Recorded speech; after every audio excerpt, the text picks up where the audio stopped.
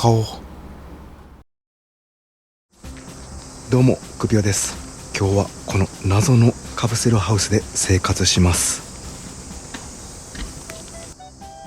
宇宙船のような近未来な感じしますよね。なんかワクワクします。キャンピングカーで有名な愛知県 JP スターさんが販売予定のモバイルハウスです。これね、組み立て式なんだそうです。面白そうでしょ。実用性あるのか、トイレ、シャワー、調理できるスペースあるのか、価格、設置方法、謎だらけです。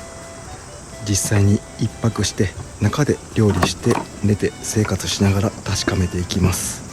自分が思ったこと本音でつぶやいていきますね。価格も JP 社さんに聞いてみます。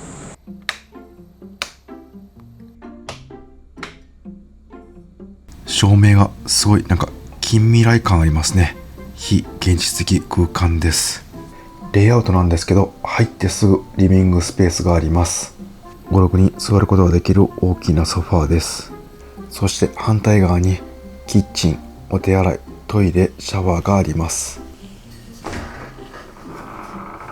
トイレがあってガラス張りのシャワールームがあります。このガラスの扉嫌いじゃないです。あ、これ両方開くんですね。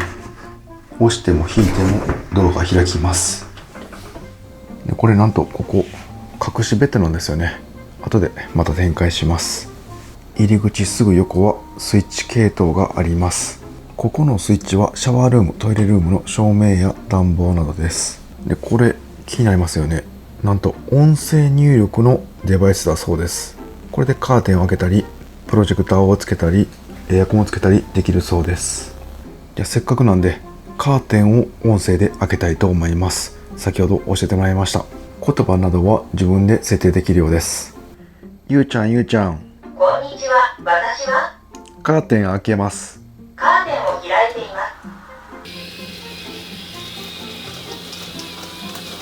す。ご使用ありがとうございました。すごいですね。でこれネット環境があれば遠隔操作できますんで、出先などでもこういったカーテン操作やエアコン操作できるそうです。例えばなんですけど、家帰る前にエアコンをつけて部屋が冷えた状態で帰ることもできます。ちなみにこちらの家は一般発売前のプロトタイプです。仕様などは変わる可能性があります。さあ、それでは今日は時間がたっぷりあります。ゆっくりくつろぎます。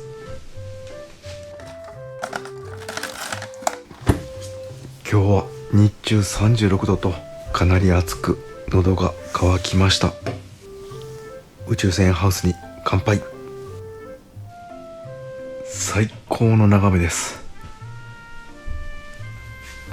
これが家の庭にあったら毎日ここに来てしまいそうです。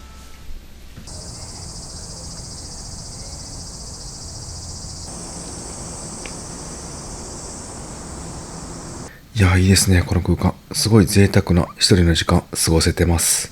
天井にプロジェクターのスクリーンありますんで、後で映画ゆっくり見ます。日も落ちて外が暗くなってきたんで、すごい夜景が綺麗に見えます。今回ここは景色のいい崖の上ですが、平坦な場所だったらどこでも置けますんで夢広がりますね。玄関なんですけど、こちらスマートロックでした。これ外からなんですけど、こんな感じで番号でロック解除できます。玄関なんですけど、靴を置くとこはないですね。なので外に置いています。この空間の空調関係なんですけど、まず家庭用エアコンがあります。キッチンにレンジフード、シャワールームに換気扇があります。トイレの上、ここシャワールームとつながってますね。シャワーが結構独特で3種類のシャワーノズルがあります。小型のシャワーノズルと中型のシャワー、そしてかなり大きいシャワーノズルがあります。面白いですね。一回ここでシャワー浴びてみたいです。でも今回水はつながっていません。なので使えません。トイレも使えません。で、ここは JP スターさんの敷地内です。で、JP スターさんのトイレやシャワールームもありますんで、そちらを使わせていただきます。なのでここは電気だけつながっている状態です。ガラスの面積がすごい大きいんで、景色のいい森の中とかですね、そういうとこに設置しても面白そうです。このガラスはスモーク貼られています。そして2枚ガラスありますんで20ガラスですね。さらにもう1枚増やして30ガラスにもできるということです。断熱性かなり期待できますね。ここね、ベランダがあるんですよね。ちょっと出てみます。ベランダにはスポットライトが3つあります。いや、しかし JP サーさんの敷地めちゃくちゃ広いですね。なんかこの敷地にいろいろ作るそうなんで、また完成したら動画撮りたいと思います。この下どうなってるのか改めてチェックしてみます。これ夜になるとさらに宇宙船っぽくなりますね。なんか思ってる以上に中は透けてませんね。スモークフィルムのおかげです。下の設置方法なんですけど、今回崖の上ということで鉄骨の土台が組まれています。このモバイルハウスの下4点ぐらいで支えられています。でこれ電源がこんな感じで刺さっています。でその後これは多分トイレとか下水の配管だと思います。であそこにエアコンの室外機が見えます。下にそのまま置いています。下に配管などがあったんで少し浮かしてあげればどこでも置けそうですね。でこれなんと組み立て日数1日でできるそうです。分解した状態でトラックで運んできて現場で組み立てるそうです。どんな感じになるんですかね。一回見てみたいです。しかしこれが住宅街にあったらめちゃくちゃ目立ちそうですね。で全体のサイズなんですけど、長さが約 9.5 メーター、横幅はこの右のウッドデッキを省いて約 3.3 メーター、高さはこのウッドデッキ省いて約3メーター、キャンピングカーよりちょっと高いぐらいですね。でこの壁の素材は何かと言いますとアルミでできているようです。骨組みは鉄骨です。でアルミの外の壁の中に断熱材が入っています。オプションにはなるそうなんですが、屋根に 5000W のソーラーパネルをつけることも可能ということです。リチウムバッテリーも搭載すればもう外部電源なしでオフグリッド生活できそうですね。このウッドデッキでバーベキューもできますね。あとはそこのベランダバルコニーでもバーベキューできそうです。明日の朝はあそこで朝食いただきます。さあそれではお腹も空いたんで晩ご飯作っていきます。ガスコンロとレンジフードは海外製のものがついています。一般販売モデルは2つとも日本製に変えるそうです。キッチン周りは収納がたくさんあります。上部収納とコンロ下にも大容量の収納があります。家で使っているアイリスオーヤマのシェフドラム持ってきました。自動で鍋が回転してくれる自動調理器です。ここに袋麺とパックご飯、コンビニで買ったチャーシューと野菜を入れてラーメンチャーハン作ります。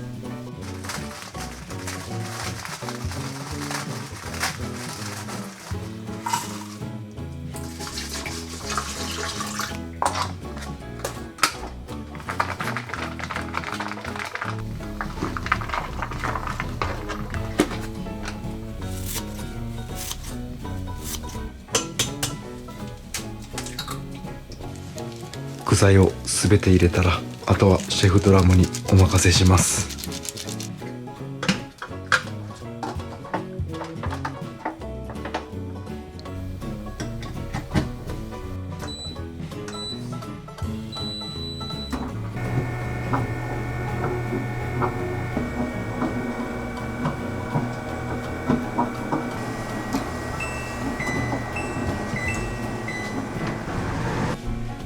出来上がるまで何もすることがないのでプロジェクターで動画見ておきます。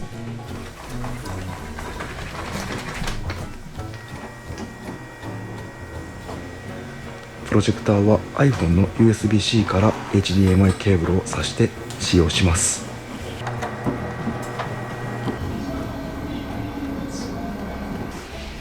あ、これはいいですね。何時間でも時間潰せそうです。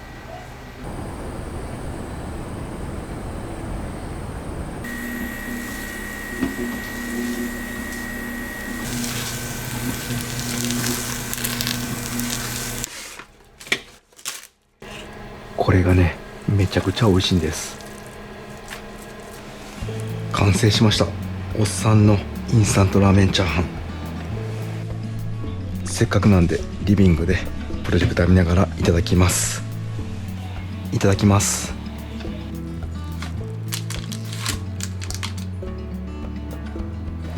チャーシューの油とラーメンの醤油味がご飯とよく合い、食欲をそそります。自分間違えて蓋をしないでする調理だったんですけど、蓋をしてしまいました。なので水分の多いチャーハンになってしまいましたが、味は美味しいです。プロジェクターの映像が見やすくなるように照明を暗くします。この悪いことをしているような罪悪感がたまりません。今日は夜更かしします。ごちそうさまでした。ゆうちゃん、こんにちは。私はカーテン閉めます。カーテンを閉めていま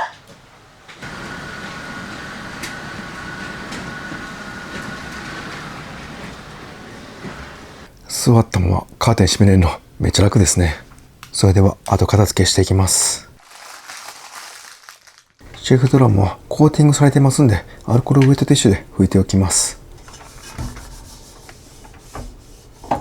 また明日朝食で使いますんで、使い終わってからしっかり洗っておきます。それでは歯磨きとかしたいんで JP スターさんのシャワーお借りします。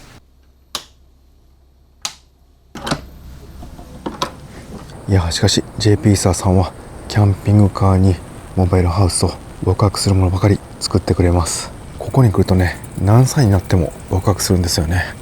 素敵な場所です。今めちゃくちゃ売れてるハッピーワンターボワデの軽キャンピングカー、これ明日納車されるんですかね。はい、じゃあお借りします。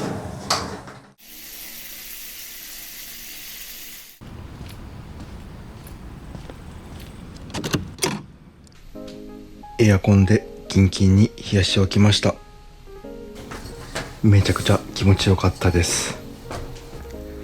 先にベッド展開しておきます。ちなみにこちらのソファーそのままでも大人一人十分眠れます。でもやっぱりこの海外のインスタでよく見る収納ギミックベッドで寝ます。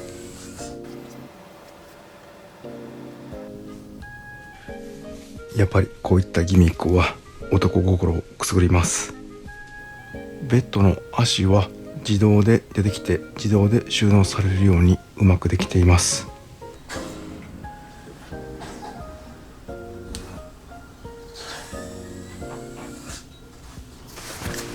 ベッドの下はウッドスプリングになっています。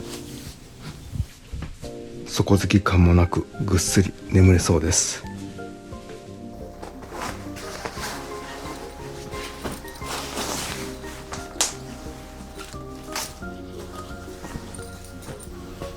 これでいつでも眠れます。もう少しだけ夜更かしします。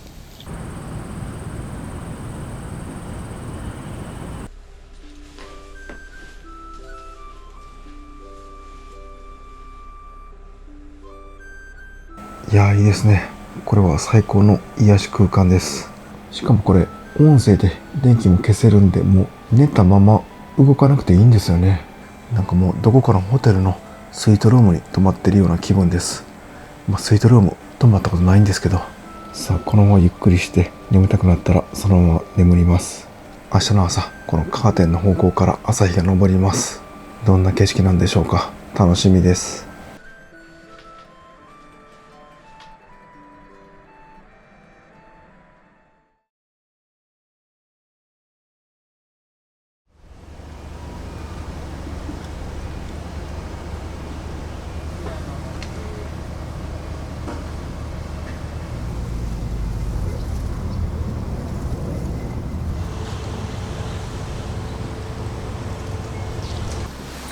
おはようございます。よく寝ました。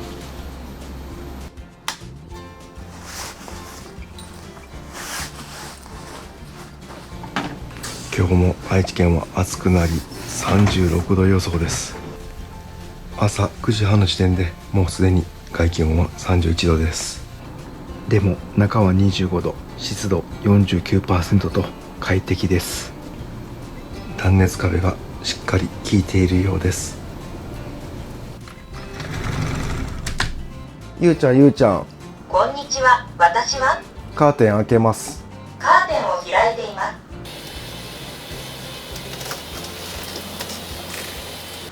ご使用ありがとうございました。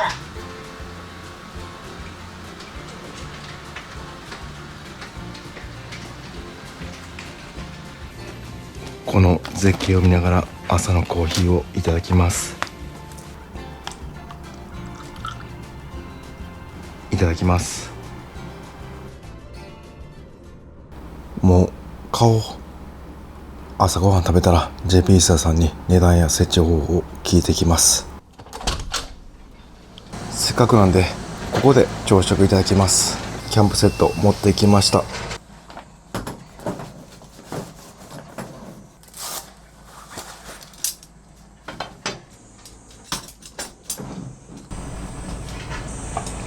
いいですね。これは気持ちいいと思います。朝食はシェフドラムにスクランブルエッグ作ってもらいます。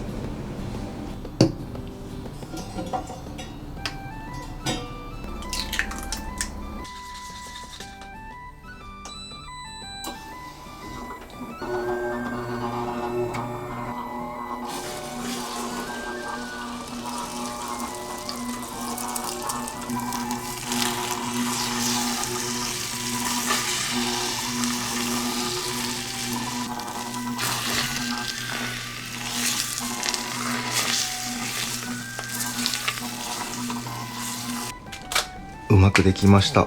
あとは塩コショウとマヨネーズをあえて完成です。完成しました。おっさんの朝からてんこ盛りスクランブルエッグトースト。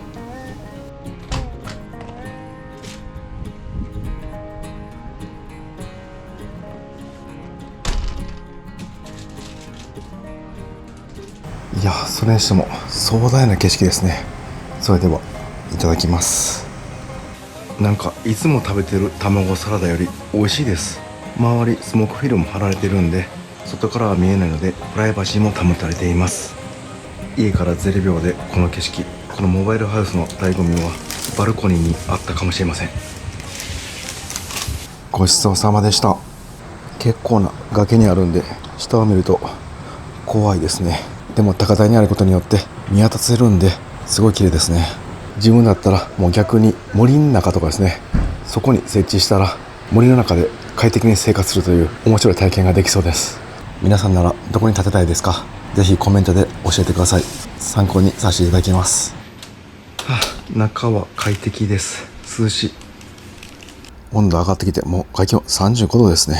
今回調理も簡単ですがしてみたんですが問題なくできるスペースがありました。2日間ですがここに住んでみて思ったのが、もう1人ならこれでいいやんという感じですね。物の断捨離は必要ですがコストも低いし快適そう。ただちょっと気になったポイントもあったんで実際に使ってみて良かったところ良くなかったところをお伝えします。気になったところ1個目お伝えします。玄関がですね、靴を置く場所ないんですよね。やっぱりこの辺は海外製なので仕方ないかもしれませんが、日本は靴を脱ぐ文化なので玄関に靴置きを別途用意しないといけません。次気になったのが独特の新築の匂いがします。なんかいい匂いという感じではないんですよね。接着剤のような、ちょっと自分はよくわからないんですけど、人を選ぶ匂いかなとは思います。ただそのうち使っていくとなくなるかなとは思いますが、少し気になりました。次気になったのは収納です。キッチン周りは意外と収納多いですね。一般家庭と変わらないぐらいあります。ただこのスペースがベッドになってるんで、その横の小さい棚しか生活用の収納がありません。事務所など仕事で使うなら大丈夫なんですけど、生活するならどこかに収納棚のようなものを設置しないといけないかもしれません。次気になったのが虫が結構入ってきました。これドア開けてすぐリビングなんで、リビングスペースに小さい虫が入ってきていました。ここのすぐ横が森なんですよね。で、この外の LED ライトかっこいいんですけど、そこに虫が結構寄ってました。玄関入ってすぐもう一個ちっちゃい部屋になるか、極力隙間のないカーテンのようなものがあれば虫は入ってこないかもしれません。あとは夜出入りするときはもう電気を全部消すかですね。そうすれば多少防げると思います。逆によくあったところなんですけど、このリビングスペースの全面ガラス張りですよね。この景色は最高級のリゾートホテルのような空間が自分だけのものでした。これはお金では買えない空間が自分のものになります。海の見える場所や山など、そこに土地を買ってこれを置けば別荘の出来上がりです。人間そう長くない人生、そんな贅沢な時間をお金で買って過ごすのも悪くないかもしれません。自分の場合は庭に置いて仕事場として使いたいなと思っています。で次良かったポイントなんですけど、これ断熱壁なんですよね。なのでエアコンもよく効きます。これ壁触ってもね全然熱くありません。この日の当たってるガラスの方はやっぱり熱いですね。なのでオプションの三重ガラスにすればもっと断熱効果は上がりそうです。今日日中35度36度なんですけど、エアコンしっかり効いてますんで、この家に迫る断熱性能は一番重要なポイントかもしれません。今回これ 100V の家庭用エアコンなんですけど、 200V エアコンにすればもっと効きは良くなるということです。あとはこの音声システムすごい便利でした。これ何でも手の届く空間に音声を組み合わすと異次元の快適性でした。特にこのカーテン意外と開け閉めするんですよね。手動だったらそんなに開け閉めしないかもしれません。音声だったら気軽にできますんで、かなり良かったポイントです。で今回トイレシャワーは使えなかったんですが、ここ使えたらもう一歩も外に出なくていいんで引きこもることが可能です。シャワールームはかなり広いので2人でも入れると思います。で最後に伝えておきたいのが、このモバイルハウスどこでも置ける設計なんですけど、日本の法律的には普通の家と同じで住宅を建てられる土地が前提になるということです。そして宅地だからといって必ず建てられるとは限らず、市街化調整区域など条件によっては建てられない場合もあるそうです。この辺は自分が建てようと思っている場所の条件を調べないといけません。で自分なんですけど、家の庭に設置したいなと今考えています。自分名義の田んぼが家の周りいくつかあって何に使おうか考えているところです。今はもう農地転用して農地じゃなくなっています。放置していても雑草が生えるだけなので、これを置いてなんか動画撮っても面白いかなと思っています。あとは普通に仕事場として自分だけの秘密基地としても欲しいなと思っています。今から JP スターさんに実際の値段聞いてきます。あとは設置費用やオプションなども聞いてきます。はい、値段など聞いてきました。まずこの本体ですね。こちらが税込みで500万です。で次運送費用設置費用なんですけど、まとめて100万円かからないくらいかなとおっしゃってました。なので100万円として今のところ合計600万円です。ここまでが最低費用で必要なオプションですね。こちらエアコンで、自分の場合はソーラーパネルバッテリーシステムです。こういったキャンピングカーなどで使われているエコフローのパワーシステム、こちらだったらだいたい150万円ぐらいということです。なので本体設置費用に加わりエアコンパワーシステムなどで750万円、あとは電気水道などインフラ関係ですね。こちらは条件によってかなり金額変わるので、自分の家の庭に建てるとして計算してみます。一般的には引き込みと分電盤の接続でだいたい数十万円から距離があったり、電柱を新設するなら100万円を超えることもあるみたいです。自分家の庭電柱ありますので40万円とします。これで合計790万円。次は水道下水道ですね。一般的な相場ですが、下水道が来ていれば数十万円から来ていなければ浄化槽の設置も含めて100万円前後になるそうです。自分の家は浄化槽です。こちら約30万円で、水道来てなくて富山県は水が豊富で井戸水です。その場合は20万円、合計水道関係で50万円、全て足すと840万円でした。結構上がりましたね。ただ1000万円以下で家が建てられます。どうですかね。皆さんありですかなしですか、教えてください。今回の工事費用はあくまでネットで調べた相場なので、実際の業者さんに見積もりしてもらわないと分かりません。その手間と時間も必須になってきますね。それも楽しそうですが、自分も水道電気などの工事業者探して実際にいくらかかるのか調べてから検討したいと思います。もうこうなったら完全オフグリッド目指すのもいいかもしれませんね。そうすれば置ける範囲も広がるし、設置費用も大幅に下がります。例えばトイレはキャンピングカーのトイレ、ラップ式やバイオトイレにして水を使わないタイプにしたり、電気は大容量のソーラーパネルとリチウムバッテリー、お水は雨水をろ過装置使って使用すればどんな状況でも生きていけそうです。そうなればもう災害時最強の家になりますね。妄想広がります。あと固定資産税なんですけど、この家かなり小さいんで固定資産税はかなり低そうです。もしこの動画を見ている方で実際にこういったモバイルハウス建てられた方や業者さんに見積もりした方いらっしゃいましたら、建物以外の費用ざっくりいくらぐらい必要だったのか教えてくれたら嬉しいです。未知の世界なんで知りたいです。あと言い忘れましたが、こちら長さ 10m 以下のモバイルハウスですが 12m のサイズもあるそうです。あとこれ以外のレイアウトもあるそうです。どんなんなんでしょう、気になります。まだ JP スターさんのサイトにも何も情報載ってないこの宇宙船型モバイルハウスです。今回自分からお願いしました撮影、快く受けていただきありがとうございました。また情報が入り次第こういった面白い家も撮影していきますね。あと JP スターさんがトラキャン新しく作ったそうです。トヨタのハイラックスや三菱のトライトンに積載可能なシェルです。中はね意外と広いんですよね。これ面白そうです。皆さんこういったトラキャン興味ありますかね。よかったらこちらもコメントで教えてください。多ければ実際に車中泊旅に行って撮影してきます。ご視聴ありがとうございました。